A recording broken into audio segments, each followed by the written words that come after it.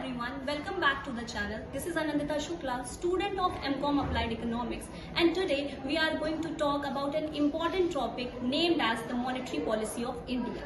So let's understand this topic with a very simple example.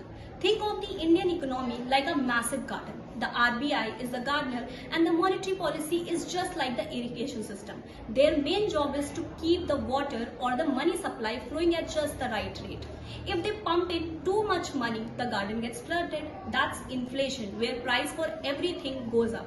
If there's not enough water, the garden wilts. That's slow economic growth and high unemployment. So the RBI's core mission is to balance two things. First, maintaining the price stability, meaning keeping the inflation in check, while also promoting economic growth, and this task is handled by a special group called as the Monetary Policy Committee or MPC.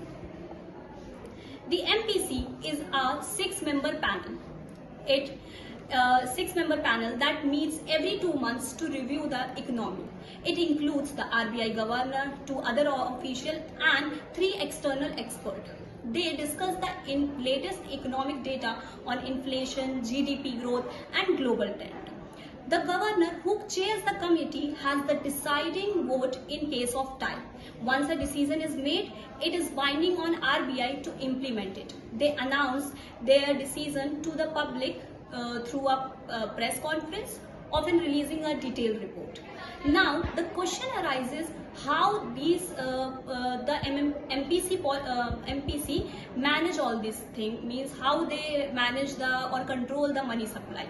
They use a range of powerful tools. Among the first one is the repo rate.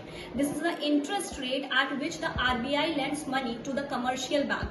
For the short term, low repo rate makes it cheaper for the banks to borrow, which in turn allows them to offer cheaper loans to you and me.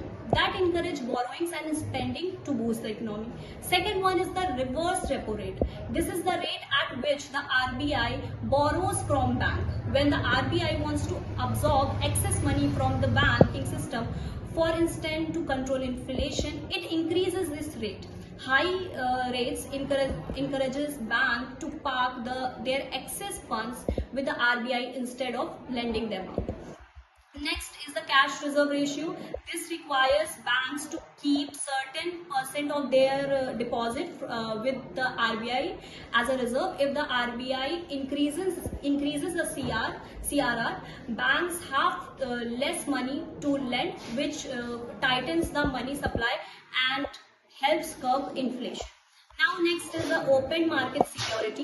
This involves the buying and selling of government securities in the open market. While the RBI buys security, it injects money into the system. When it sells, it absorbs money from the system. It is a key to manage liquidity.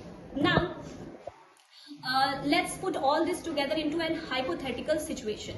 Imagine there is a high inflation, economy is overheating. The MPC meets to decide they need to reduce the money supply. What do? They might increase the repo rate. This makes it more expensive for banks to borrow, leading to the higher interest rates on your loans. Higher EMIs might make you think twice about buying a new car or home, which reduces overall spending. With less money circulating, demand cool downs and price stabilize.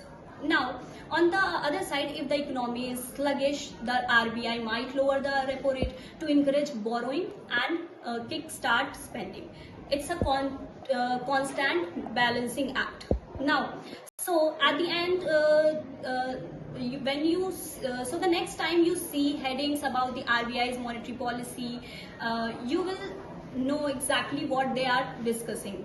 It's not anything else but a vital process that influences our everyday life. The RBI and its monetary policy committee are always working to ensure India's economy stays on a steady and stable path, carefully managing the flow of money to balance growth and inflation. If you found this video helpful, please subscribe the channel and like this video. Thank you.